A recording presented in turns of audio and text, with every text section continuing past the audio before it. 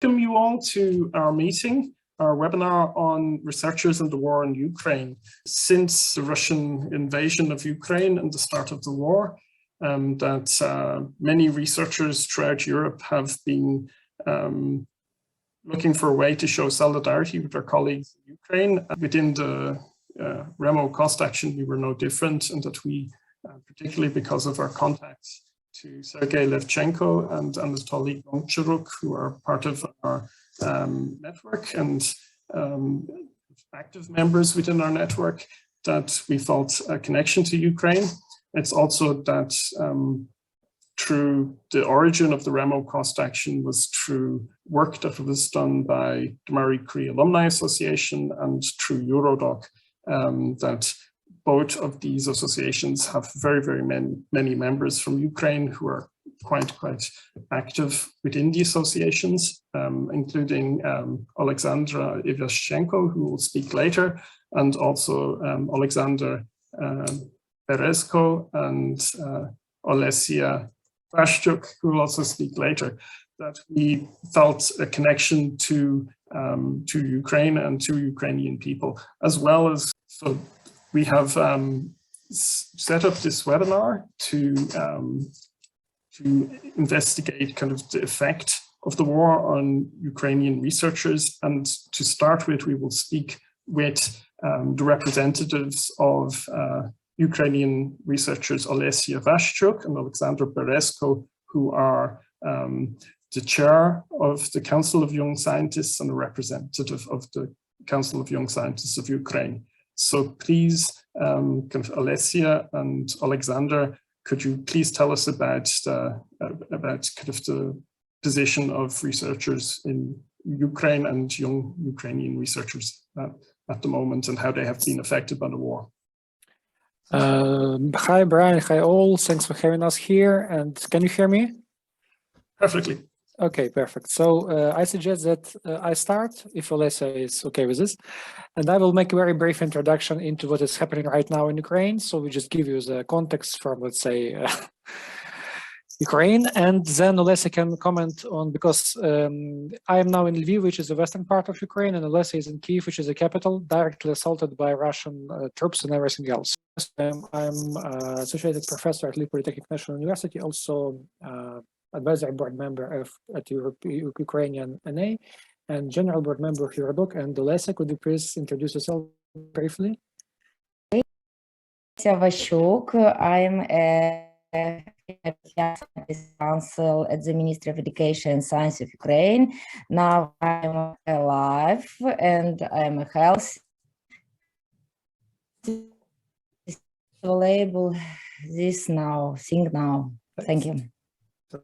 So, very brief introduction. So it's important to understand that the current war hasn't started now. It started 8 years ago with annexation of Crimea and bringing this guy's army to the Donbas region. So it's not like something new. The current phase of the war is a massive attack of Russian troops and shelling of peaceful Ukrainian cities without any sane reason.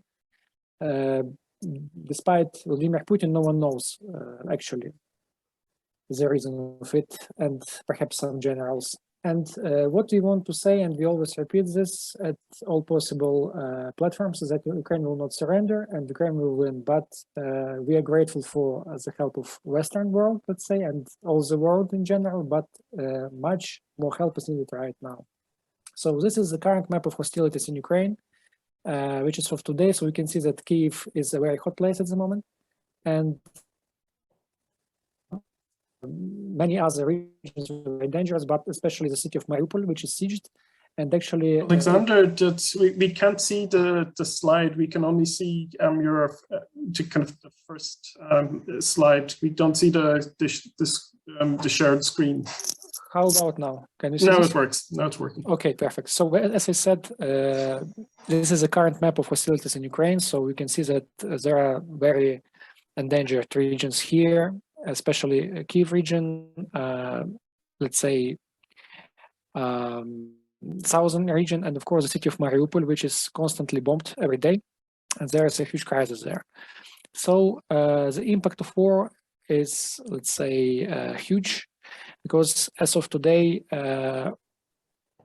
almost more than 900 civilians were killed. That's according to the data from United Nations, including 115 children. Also, just imagine this number, just try to imagine this. 3,500,000 people became refugees, mostly in the European Union, and 11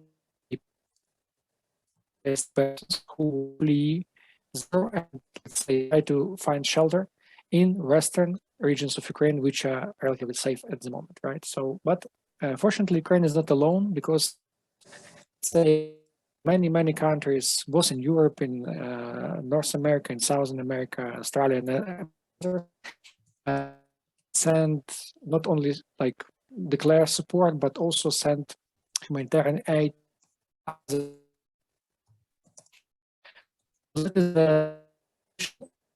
Regarding researchers, right? So that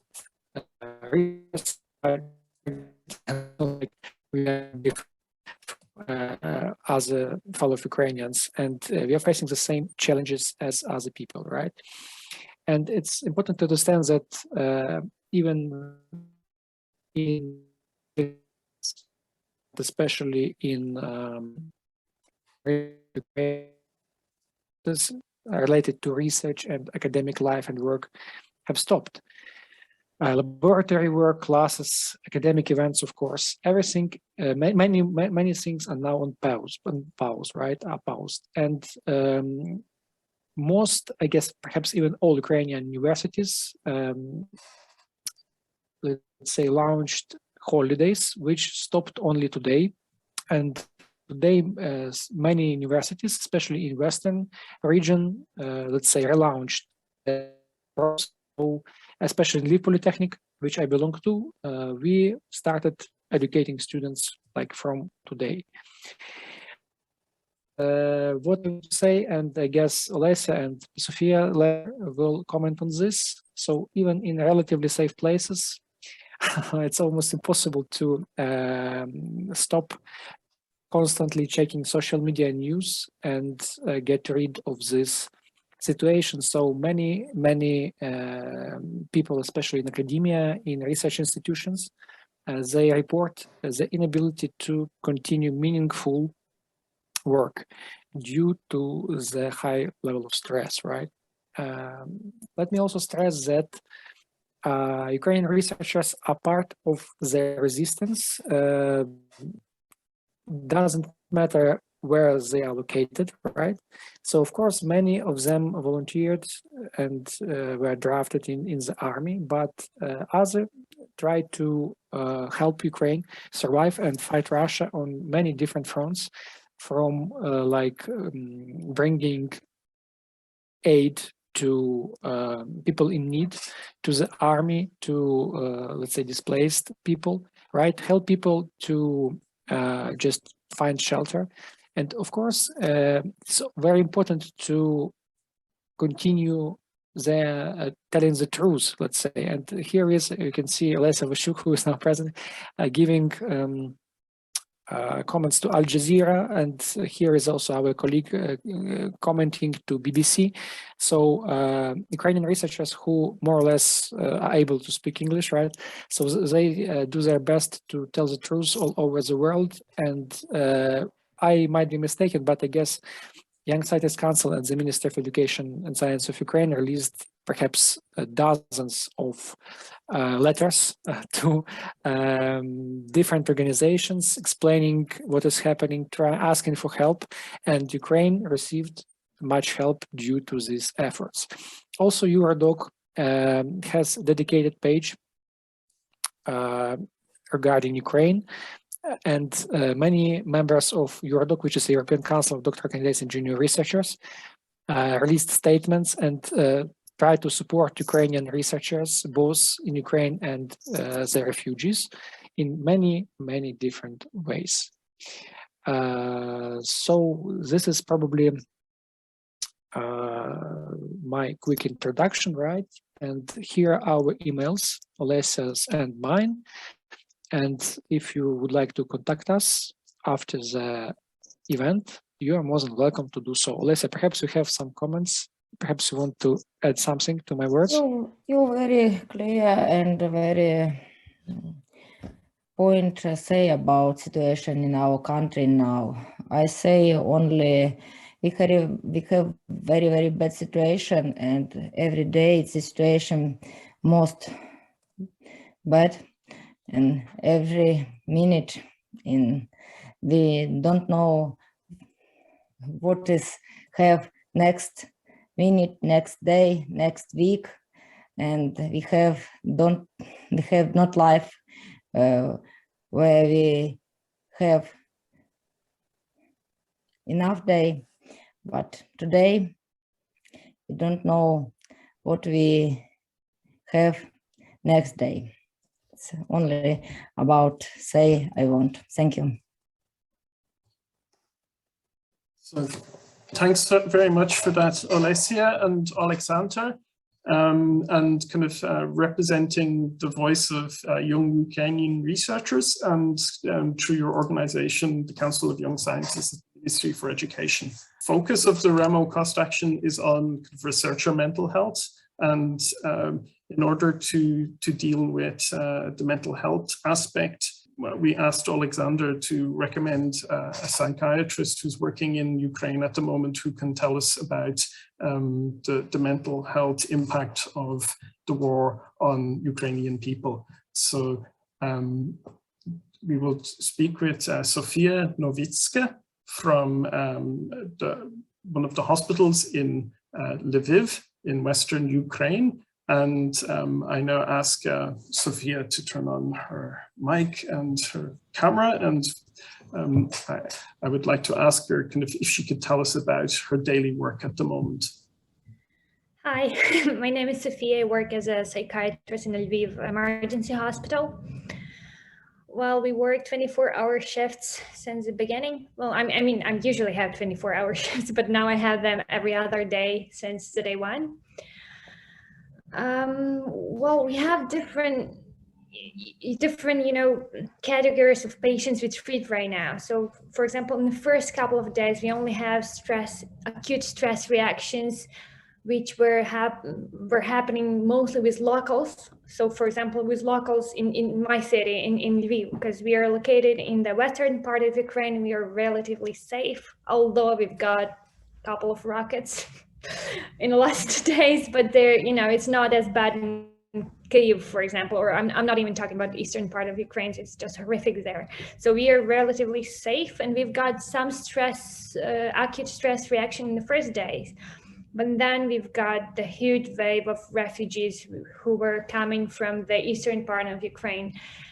And around, 80% of my patients right now, those are refugees whom I'm treating only for like 1, 2, 3 days. I kind of stabilize them in the psychiatry department because, a lot of refugees are coming from the railway station, and we have kind of like a huge point here. They can stay for the night, for example, in our city, because it's relatively safe, and then they can go from here to Poland or any other part of the European Union, mostly Poland. From my city, it's mostly Poland.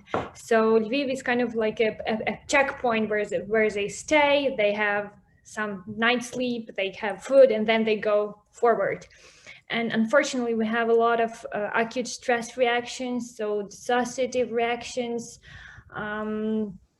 reactive psychosis, a lot of them. And they are just, coming right from the railway station to my department. Then I treat them for 2 to 3 days. I just stabilize them because they don't really have a lot of time, to get totally healthy. So it's mostly for at the moment, it's mostly like stabilizing them, giving them meds for the road, and they go forward to their relatives because, some of them, they found some friends, relatives, whoever in, Germany, Italy, whatever, and they're going to their home for safe refugee at the moment. So my work mostly is stabilizing, and thankfully, we've got a lot of, medical help from our friends from abroad. So I have a lot of I don't know, I even have a lot of meds in right here in my home flat everywhere. I just give it for free for refugees, just to stock them for, you know, a couple of weeks when they go abroad.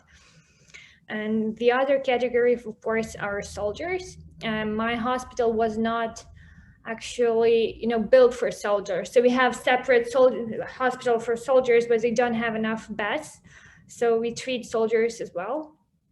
And I've never thought that I will be seeing that many people without any, you know, legs or hands. And I'm actually, I do think that we will have to treat mental health of, you know, our doctors in the future as well, because we were not, I mean, I'm myself, I'm 26. I was not really prepared to see that many damaged and that horrifyingly damaged people in you know, in just like a couple of days. And it happening with every doctor in our hospital. Our morale is high, and we are working all together, 24-hour shifts, day and night. But I feel that, you know, in the future we will have to do the separate work with doctors, because they're, you know, they're stressed right now. They're working, right, but they will need some more mental help in the future. I don't know, maybe I can, you know, answer some questions. That's I think you've touched on a lot of the points that we wanted to raise, that the world is seeing kind of a very positive-minded, brave and resilient Ukrainian people at the moment, presented with great difficulties. And will there be kind of longer term kind of impact of these of this trauma on the mental health of kind of Ukrainian people? Yes, exactly. Because so, for example, PTSD is not diagnosed within the first months. So I'm not able to diagnose someone with PTSD at the moment because we don't have enough time. So for the first months after the, you know, stressful event, so war, I'm only, you know, qualified to diagnose people with acute stress reactions. And so it's different. I can already see that people are forming PTSD, and they will definitely have it in the future. And I feel kind of, I mean, I'm following all the protocols and all the international guides and everything, but I still feel like it's not enough. And I can already see that a lot of people will have PTSD in the future. And I don't know, I just need to read more books how to treat it properly, because I can see it live, you know, forming in the people's minds, but I'm not sure if I and other psychiatrists will be able to, you know, stabilize it. At the moment, I already see a lot of soldiers with flashbacks and all the, you know, sleeping disorders and everything. So yeah, but for example, we are only treating acute stress reactions and, you know, stress psychosis and all the other acute stress disorders. But we will treat PTSDs later. So I think this is kind of that at the moment you are dealing with kind of the most acute problems and the most direct problems that need to be solved. Yeah. But I think that later, as we go forward, that other problems will emerge. That some of our network are trained counselors and therapists, not all, but some. And kind of we are encouraging them to volunteer and treat Ukrainians in foreign countries as needs be. Do you have any advice for volunteers treating civilians from Ukraine? Well, I guess they will. I'm working with mostly, you know, psychiatry patients, and now I see a lot of refugees who are going to the West. And I know I'm trying to stock them with enough meds for the road and for the first couple of weeks, so they will still have all the meds they need in the, you know, near future. But they usually need to find some psychiatrists at the place in the country that we're, you know, going to find some refugee. Yeah, sorry, I can see. Is this the sign of the raised hand there, Svetlana? I will kind of have a look and see. I raised my hand. Svetlana, please, Svetlana. Thank you. Sophia, could you please remind if you have any people that come to you that already suffered in the past with some psychiatric diseases, and they don't have enough medicine, enough treatment? Yes, yeah, exactly. That's a huge part of the problem too, because we have a lot of new patients that were not, they were not suffering before the war, but also we have a lot of, our chronic patients who were our patients before the war. And nowadays we don't really have enough meds and enough treatment in the pharmacies around my city or any other city. So for example, people who are kind of, I didn't really know the word, they're not addicted to drugs, of course, but they need drugs to, for in the everyday, and they are not able to find those meds now at pharmacies. So thankfully, again, I'm so thankful that we have a lot of help from abroad. So I'm just, giving it to everyone without any receipts, to be honest. No one is really looking for, I'm not doing it, so point to point. I'm taking a treatment from my bag and then just giving it to people without any documentation or anything. But yeah, so we have new patients that we have to treat, and we also have my old patients who, for example, I work with schizophrenia mostly. I used to work with schizophrenia mostly before the war, and schizophrenic patients, they are chronic and they need their meds on a daily basis, and a lot of them are not able to find those treatment nowadays, and they're getting worse and worse every day, and they have all the reactions just because they are not able to, due to the stress, and also because they are not able to find those meds that they need at the moment. And do you identify some, not from your own patients, but someone that is coming from the... And also don't have medicines. But in this case, why don't you address, let's say, psychiatrist association for help to your hospital to send specific medicines in your hospital? I do. I actually do have a list of treatment, of medical treatment that we need right now, and I actually created this list in the first day of work because we kind of predicted that we're gonna need them. So I have it ready. I can, if someone is ready to help, I can share it, and I will give my email address for everyone who's able. Brian, I think we can address as a whole community of ReMO, the Psychiatrist Association, so that they can use their contacts in the countries that are able to provide bigger quantities of these medicines to Ukraine. I think that's definitely something that we can do, to ask the people from within our networks who kind of have contacts within psychiatry organizations or psychology organizations to and as Sophia says, it will just become more and more, and they will need this help from our side. And as a ReMO action, we can actually provide this kind of support. And just to introduce Svetlana. Svetlana is the coordinator of Euraxis Bulgaria and is responsible for coordinating kind of EU policy within the Bulgarian universities.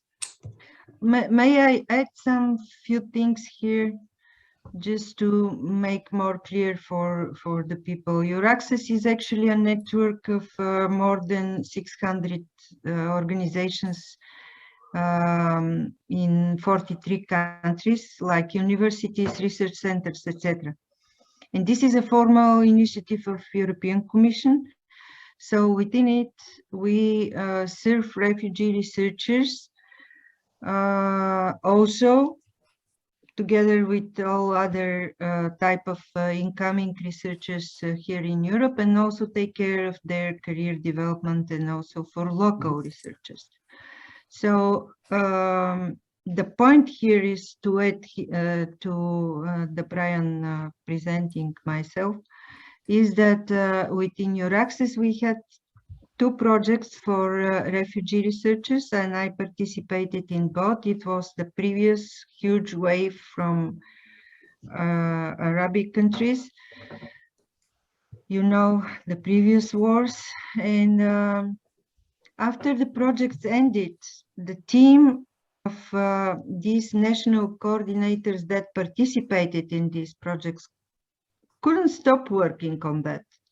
I mean, we continued doing our job like informal hub for serving displaced researchers, and they, since the previous one, contacts were mostly with me, I was responsible for training, etc. activities. So the list of contacts is with me, and they are accustomed to communicate with me. So they continue addressing me for different kind of support and services, etc., and activities that we engage them. And somehow the central point for contact is with me for all these 43 countries that are currently, including Tunisia, Armenia, and Georgia. So these are the newcomers in the network. So my point here is to inform you all that if you have specific cases, we are just became also a SARS section for Bulgaria, scholars at risk section. We were accepted just today. So in top of everything, I'm also engaged with SAR now, and do not hesitate to ask me for any kind of questions, support, or whatever you would need. I put my contacts in the chat. So together with Brian, together with our other colleagues from all 43 countries, we do work with our national ministries for science and education. And we are coordinating on national level all that we can help. I can confirm that Svetlana is one of the best people for getting something done in this field. And kind of the most genuine people I've met. So that's I think is a good place to move on and to see if we can get some sort of support for Ukrainian hospitals set up from within from the our top community. of my head, I actually have a question. So, as I said, a lot of my new refugee patients, they're going forward to the European Union mostly. And it would be so nice if I could give them some contact lines where they can find psychiatry help at those countries. So for example, maybe, I don't even know, maybe there are some, lines you can call if you're in Poland, lines you can call it in Italy or in Germany. So, because we have a lot of patients. So I stuck with them with meds for a couple of weeks, for example. I'm trying to, if I can, but then they need to find psychiatrists at the place, at the country they were, I think that I can only speak for Germany. That's kind of the way to do this would be to register with the health insurer, and then through the hospital or through a practitioner to go that way. I know that as regards kind of online therapy, there are people who volunteer to provide this, but I think you're talking about more than online therapy for people who need to be. What I can suggest, Brian, is that we work together, especially that I'm in just the day after I go to Euraccess conference, and we'll be able to talk to the European Commission personally. What we can do with you, Brian, with ReMO and your access at the same time, we can arrange publishing on our national portals, like the one that I have here for Bulgaria, for instance. I will send you right now the link.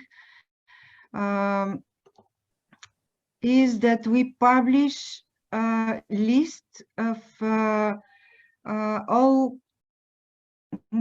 available at the moment contacts and hospitals that can deal with that, together with the rest of the information available for refugee researchers.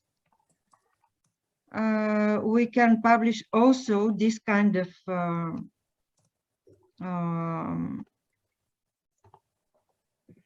this is it.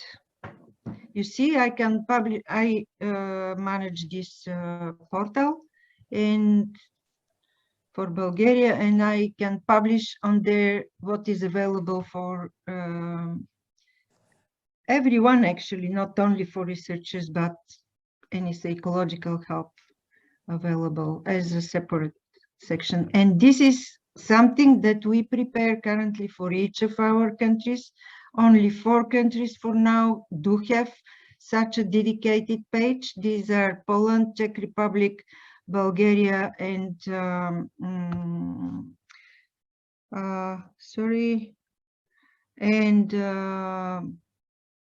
Slovakia.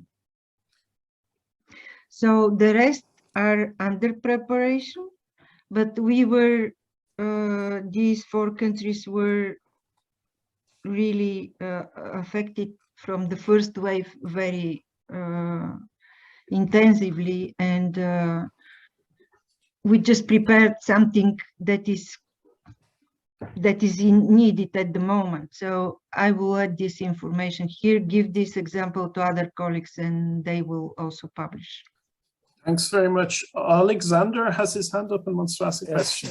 If I may, so that's thanks to all of you who proposed different sort of help in the chat, and I copied all your messages, so I have your contacts. But what I suggest, because Brian is, let's say, organizer of this event and moderator, so perhaps we can try to, let's say, have a list, create a list of needs, let's say, right? Not only what is needed in Ukraine, but also, as Sofiia suggested, what is needed abroad, just to make it more systematic, right? Mm-hmm. And then Brian could perhaps organize a mailing list of the participants, something like this, mm-hmm. and then we can just be more systemic. Thanks.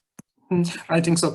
I think that we have some hands up we may come back to later, but I think I would like to go forward to kind of the final speaker, who is Oleksandra Ivashchenko from Science for Ukraine. And I think this is probably a good place to go for kind of a systematic response to helping Ukrainian researchers and for a response of the research community.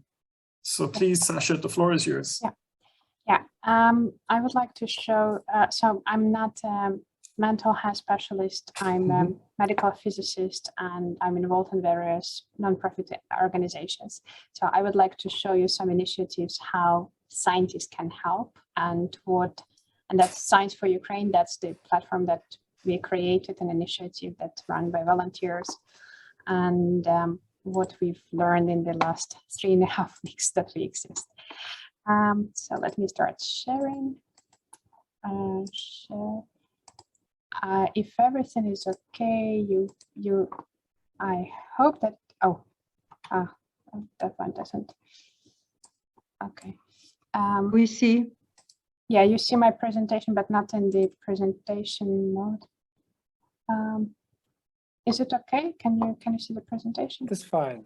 Okay. Yeah. So I'm from. So I'm Ukraine. Yeah, I'm Ukrainian physicist that lives in Ukraine. That lives in the Netherlands for a while. And when the war happened, well, everyone was shocked, but especially those people that are outside of Ukraine, we just didn't know what to do. So together with several volunteers from other countries, we just started a hashtag, called Science for Ukraine, and we just wanted to bring awareness to the topic and just asking people to do something and react. And luckily, there was a financial support from one of the cost actions, and that helped us to get time and the time that we could dedicate to the action. So there were 4 people at the beginning, a physicist, engineer, computer scientist, and a social science researcher. And the only thing that we knew that we want to help people that cross the border, because if we would have been in that place, when you cross the border, you are facing several things. You don't know where to go, you don't know what to do. You left your country, you left your career, and you need to continue. So we cannot create jobs, but we decided we can start asking people to help, and we can collect this information and try to make an accessible way and source of information for researchers. So our mission was just to collect and disseminate positions that are created just for Ukrainian refugees, no generic calls, to help scientists and students to find those calls, and it just try to make sure that the misery that people are put through is at least a bit relieved from their shoulders. So we started.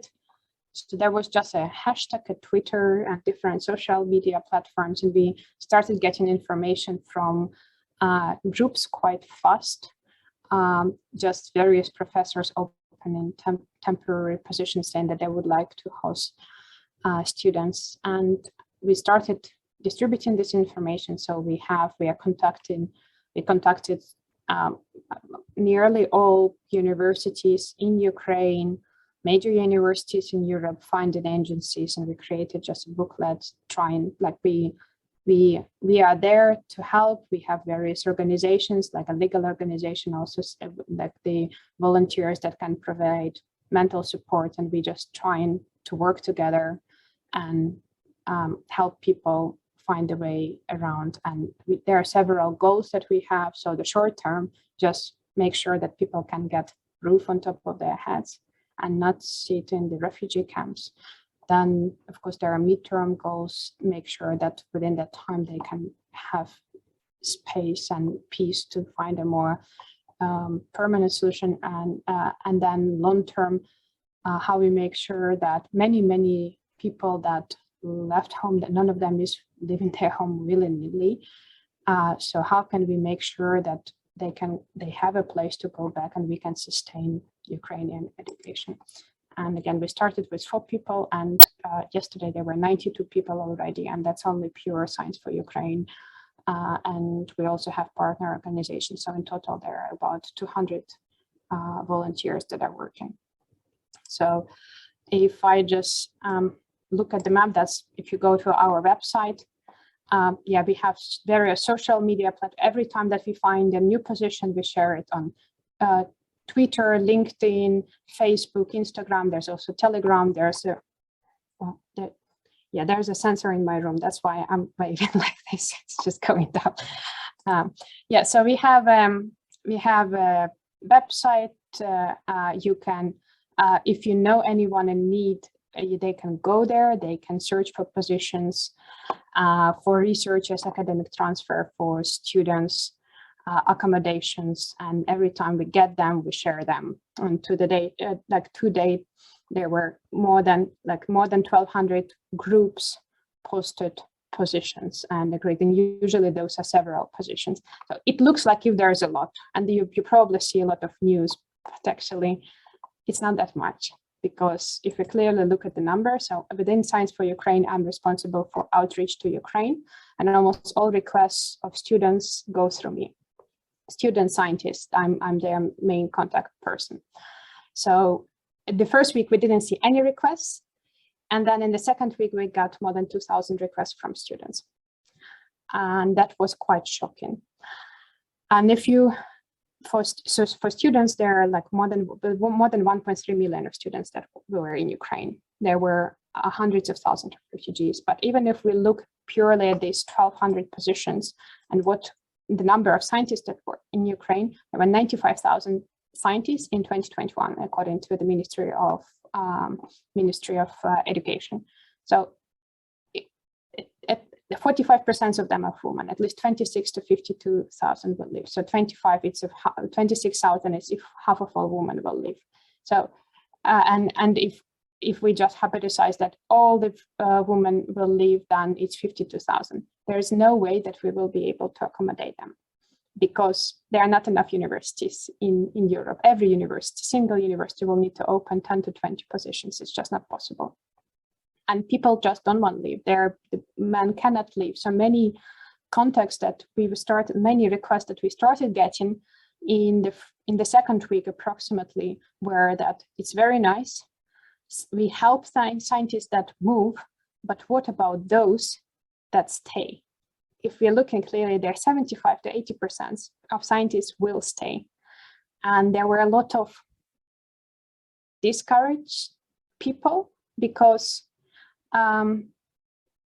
yeah, it's a terrible situation. You're sit at home. You cannot work anymore, as the colleagues from Ukraine already stated. The science stopped. Some scientists can leave, and we can help them.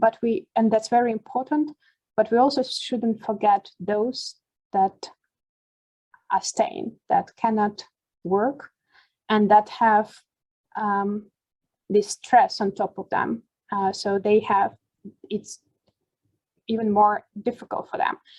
And if we look carefully at so that's when we also started looking at new possibilities of like offering remote work, because many many men from Ukraine approached us and said, I'm a computer scientist, I'm an engineer. And when I looked really the most advanced scientific fields in Ukraine, if you look at all these fields, they're just standard R&D fields. It's very easy. We just went through 2 years of COVID, and it's relatively easy to arrange remote jobs for them when in the countries where it's possible, because those people are affected physically, they're affected mentally and financially. And it's important to focus on 25 to 52,000 that will leave, but we shouldn't forget that that's the minority.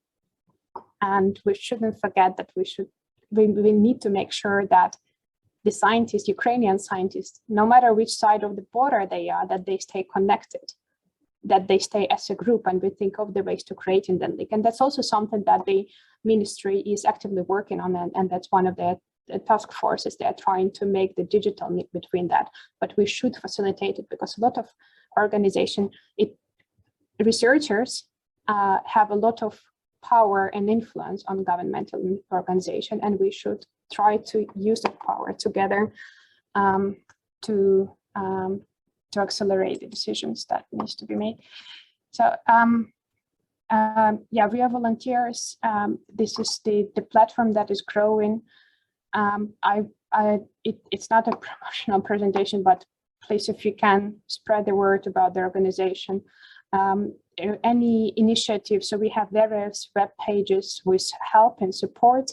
We are adding the page with legal supports that scientists can use for free in every country. We are working on an extra page with free mental support. So spread the word about the organization. We have help for people that are in the EU and in Ukraine. And if you have any suggestions, please contact us in any type of social network that you have, or just email me directly. My contacts, yeah, I didn't add my email address here, but I will share it in the chat, and we are open to any collaboration and any suggestion. I would like to answer any questions that you have. So thanks very much, Oleksandra. I will now go to, I think the first question is from Christiana Schweren, and please turn on your mic and your camera, Christiana. I know it was not really a question, it was a comment on Sophia's and your idea to come up with lists of contact people. And I think So the only thing I know about is that in Mannheim, the Central Institute for Mental Health has a specific ambulance for Ukrainian refugees with about 20 Ukrainian psychiatrists opened. So I think it's not just a country level thing that this is the contact person in the country, but I don't know whether ReMO has any possibility to collect this type of data, because I think if you go to a German insurance health insurer, it will take 5 months until you get any reply. So you should know about these little places. What you're saying about kind of the system finding skilled people from within the refugee community. No, about just collecting for the refugees information. So if you tell them get in touch with a on country level list, it doesn't make sense because it's too slow. I can understand. Yeah, but I think that for us to do this on a local level within Germany or within, I think we're spread too thinly to do this kind of because we may have kind of even in Germany we have quite a lot of people involved, but it's kind of maybe 20 people tops, and that's and kind of I think to get them to do this on a countrywide basis is probably ambitious.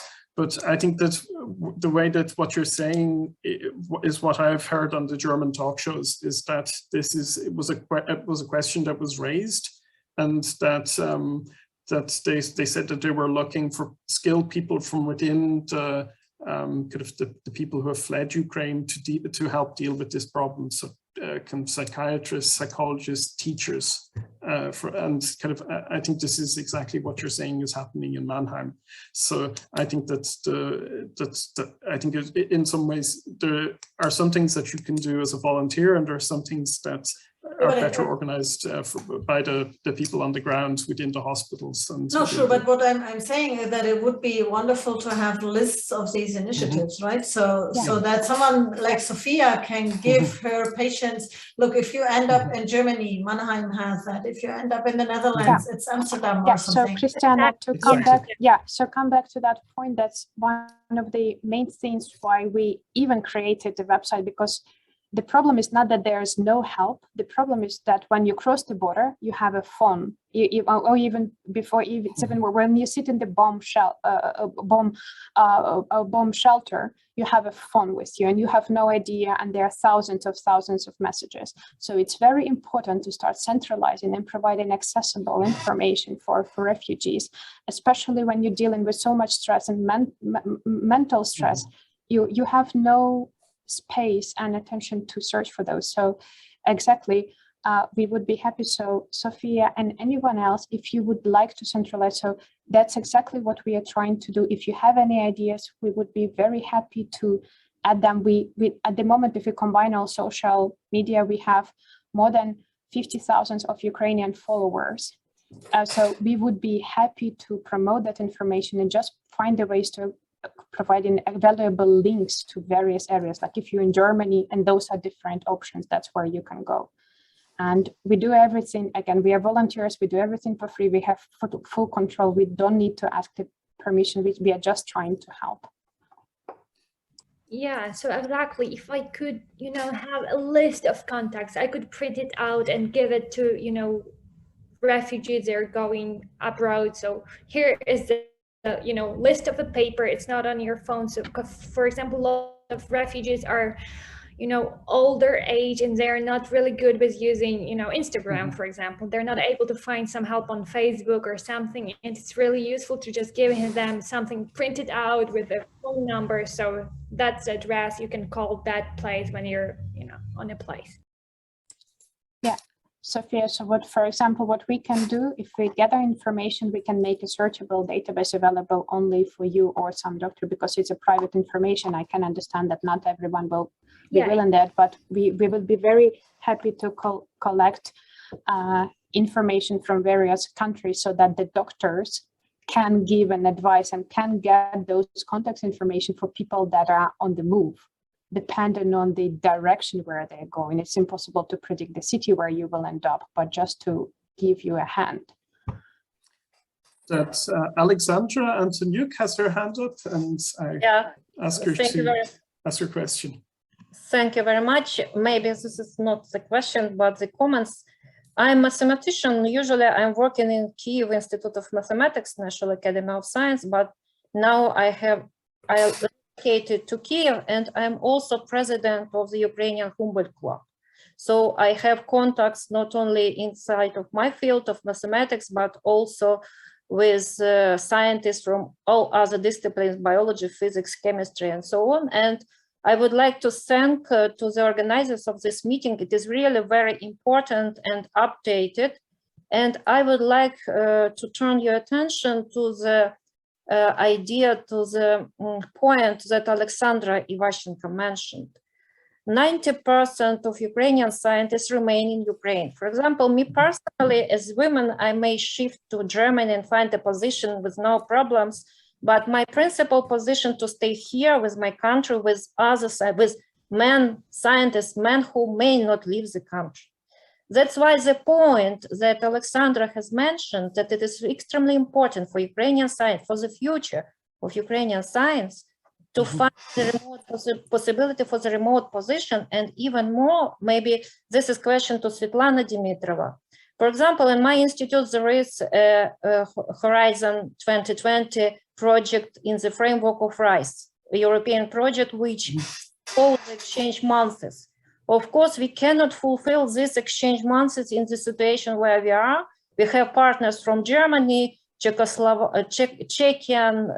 Tajikistan, Uzbekistan, and if it's possible, for example, these funds for these funds permit Ukrainian scientists from our Institute of Mathematics to use for the remote contacts. It's also one of the possibility of the support by existing fund from European Commission. So my point to all the presented here people, let us try to find another possibilities for the remote position, for digital position for Ukrainian science, since we obviously feel the very brain drain, especially for young scientists, for experienced scientists. And let us think about the future, how we will recover the Ukrainian science after the war.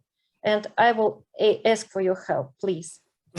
That within the framework of the COST program, there is virtual mobility grants. And I know that kind of one of our the chair of our working group one on policy impact, Janet Metcalf, was on the advisory group for the Mary Skłodowska-Curie actions. And she, a number of years ago, and I know that she recommended that they introduce virtual mobility, and it hasn't happened yet.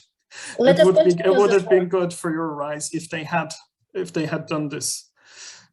I would like to ask Alex Vanchilboim to speak now. He's got his hand up, and so Alex, the floor is yours. Oh yes.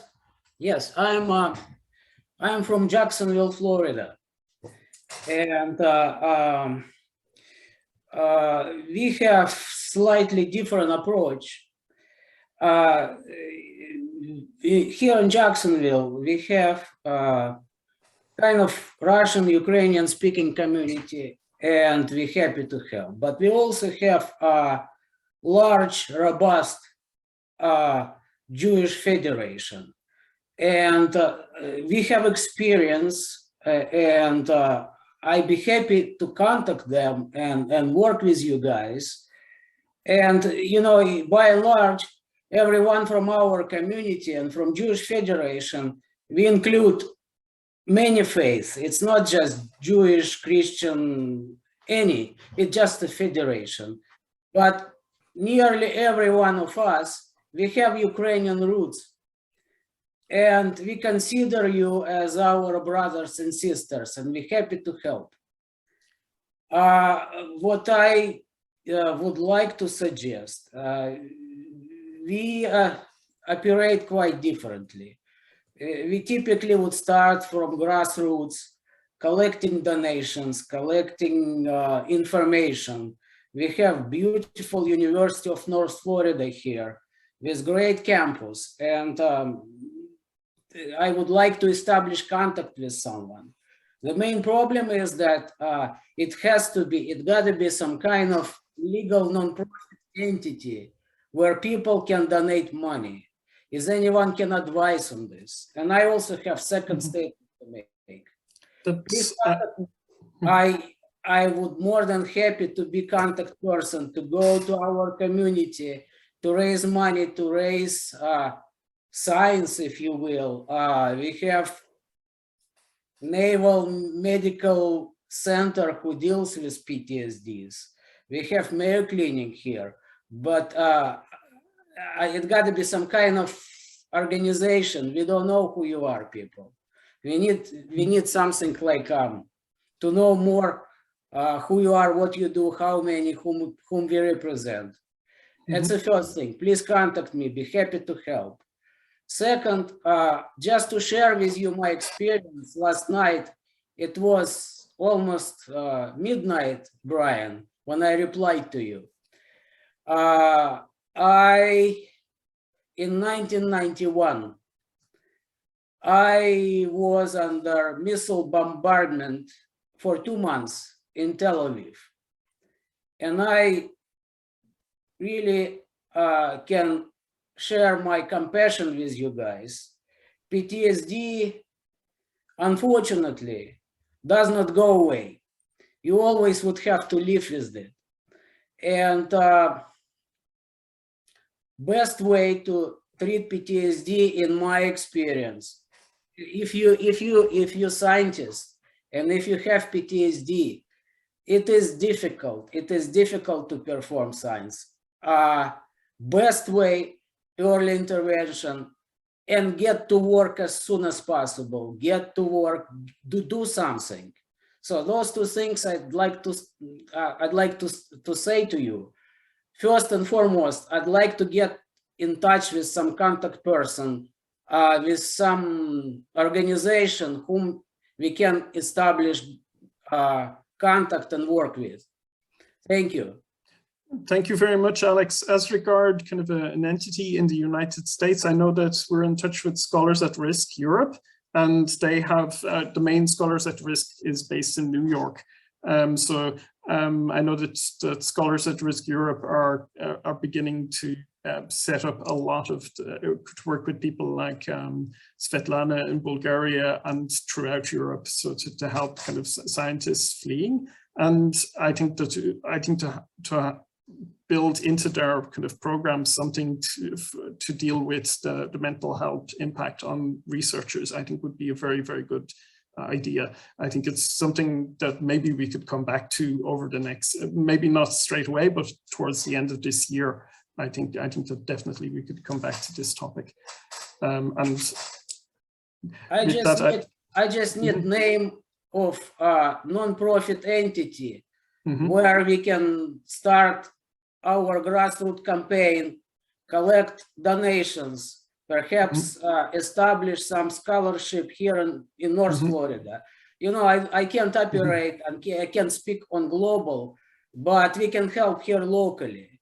If you don't have non-profit in the United States, it will be very difficult to collect money because according to US law, we have to have some kind of non-profit.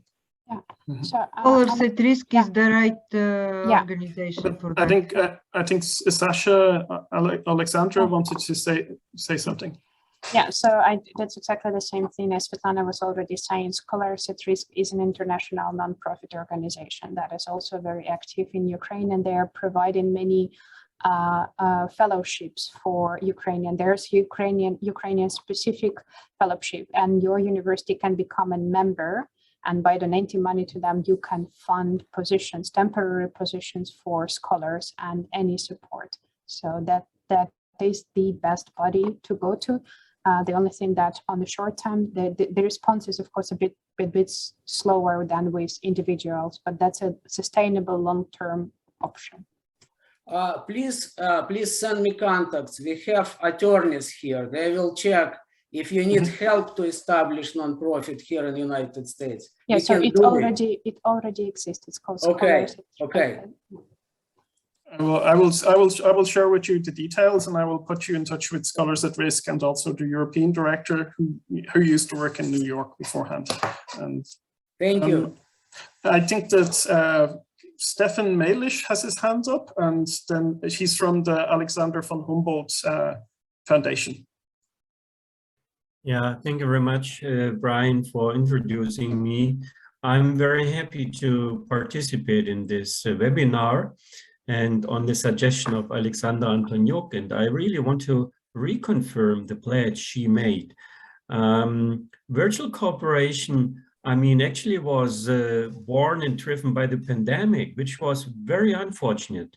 But right now, I must say, we have learned a lot, and we can use this to make our programs of support a lot more flexible. Also with regard to supporting Ukrainian scientists and scholars. And the Humboldt Foundation already introduced a pilot project to support people in developing countries. And this is a lesson we learned and can now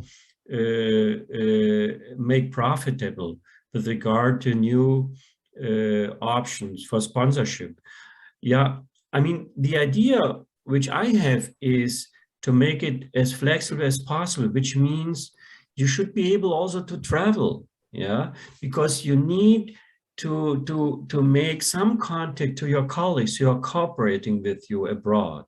So it's good to have some time to go abroad and then some time to stay at home. So, and you would be invited to plan yourself the duration of the time you spend at home or abroad. So this is something I really support to not let the brain drain, which we do expect, of course. Yeah, the younger the people are, the easier they leave forever. And this is important.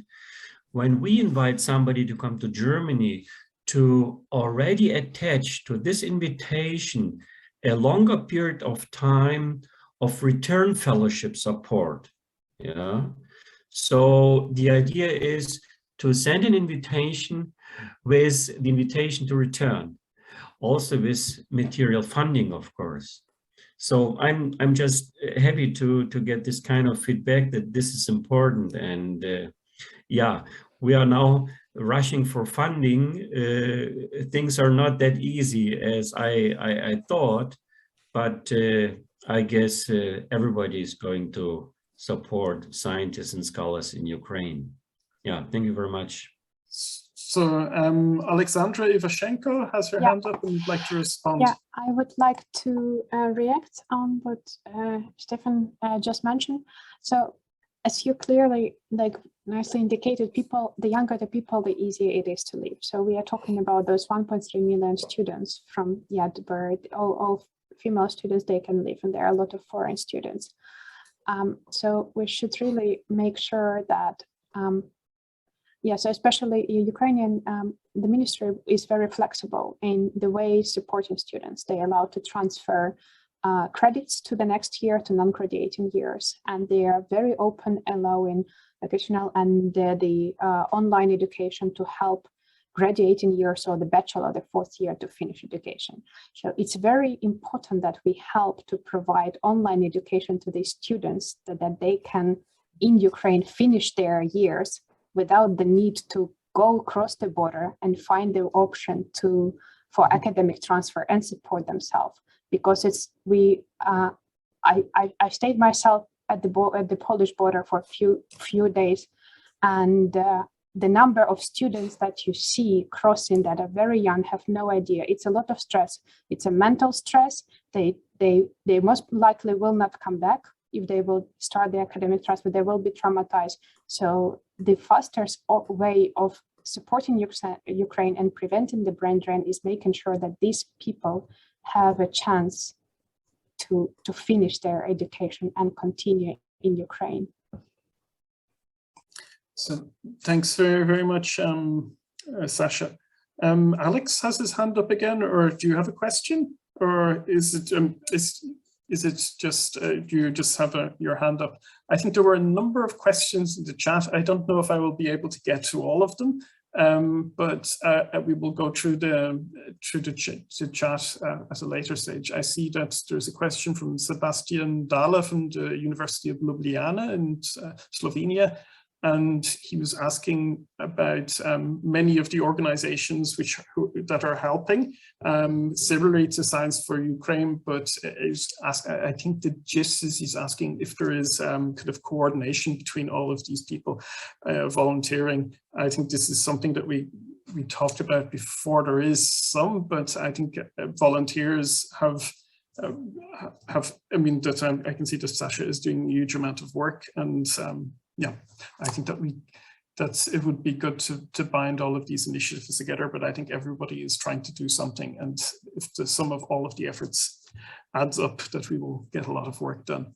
I think with that, I would like to thank all of our speakers tonight, Sofiia Novytska, Oleksandr Berezko, Olesia Vashchuk, and also Oleksandra Ivashchenko from Science for Ukraine, and all of the audience who turned out to talk with us and to ask questions and to be active and engaged. So thank you very, very much for your engagement. And I would like to thank our kind of the two members of our network who turned up today, so Anatoly Goncharuk and also Sergei Levchenko from Odessa. So with that, I wish you all of the best of luck, and hopefully we can meet together in better times, and kind of that we can all contribute to helping the work of Sasha with Science for Ukraine, and kind of to